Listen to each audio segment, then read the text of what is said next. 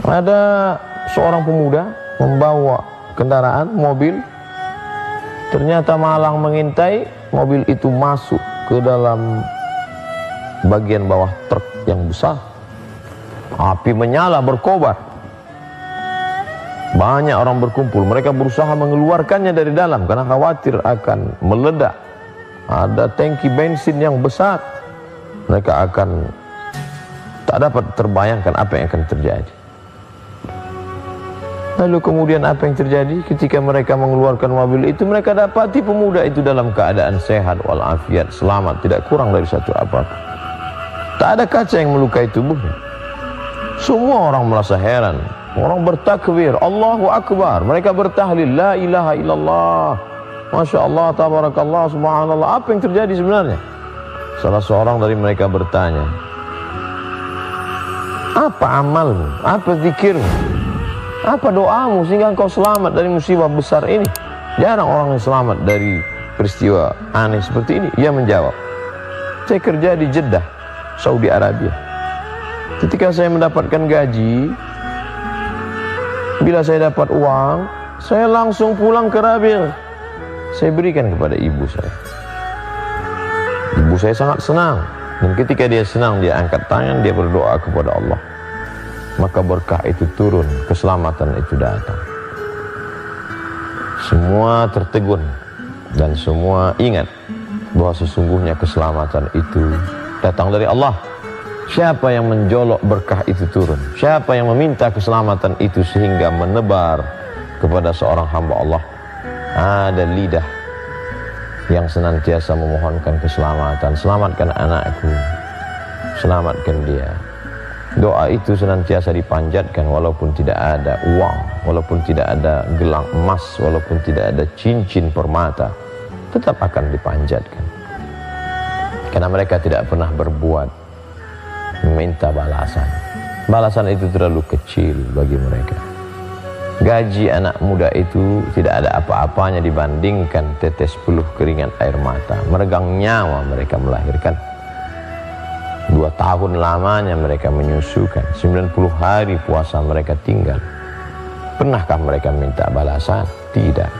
Pernahkah mereka meminta ganti? Tidak. Itu semua mereka lakukan karena kasih sayang, karena Allah Subhanahu wa ta'ala. Lalu kemudian kisah ini mengingatkan kita kembali, andai dia masih ada di tengah-tengah kita, maka berbaktilah, birrul walidain, berbakti pada orang tua, ibu dan ayah. Bila dia sudah tidak ada, maka bersedekahlah, berikan makanan kepada fakir miskin, anak yatim. Datang saat menjumpai Nabi SAW. Ummi matat, ibu saya sudah meninggal. Afa atasaddaqu anha, kalau saya bersedekah apakah sampai pahalanya kepada almarhumah? Kata Nabi, tasaddaq, silakan sedekah wahai Sa'ad. Ayyus sadaqatu afdal, sedekah apa yang paling afdal, yang paling layak, yang paling baik, yang paling utama itu apa? Saqiyul ma. Nabi menjawab, memberikan air minum. Berikan air minum, berikan makanan. Singgah ke masjid, berikan pada orang yang buka puasa. Setetes, 2 tetes, sebutir 2 butir kurma lewat di leher mereka, lalu mereka berdoa, maka doa itu sampai. Oleh sebab itu tidak ada kebaikan selain daripada bakti kepada ibu. Utama, menurunkan keberkahan, keselamatan, kebaikan, keridhaan. Ternyata prediksi prasangka kita selama ini keliru. Rezeki berlimpah ini karena sukses S1, S2, S3, profesor, postdoktoral. Kesuksesan ini karena bintang 1, bintang 2, karena kekuasaan, karena jabatan. Bukan. Kesuksesan ini adalah karena doa mereka, karena munajat mereka di tengah malam.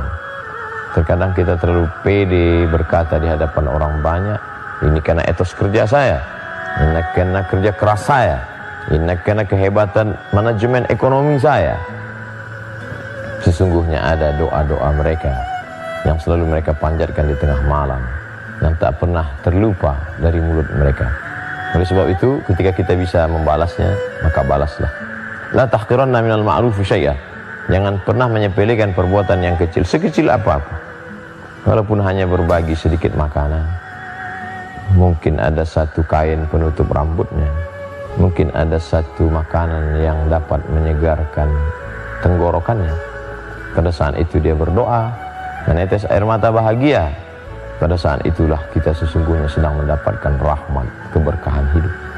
Tapi manakala hatinya terluka, manakala dia tersakiti, walaupun dia tidak pernah berdoa meminta, karena tidak ada mereka yang minta akan kejelekan untuk buah hati, belayan jiwa, darah daging yang mereka besarkan.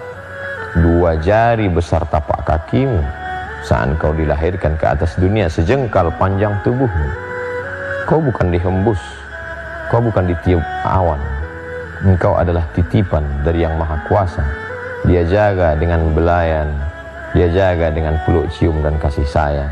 Dia besarkan dengan tetes peluh keringat dan air mata, sampai akhirnya menjadi sesosok manusia yang berharga, dihormati, dimuliakan.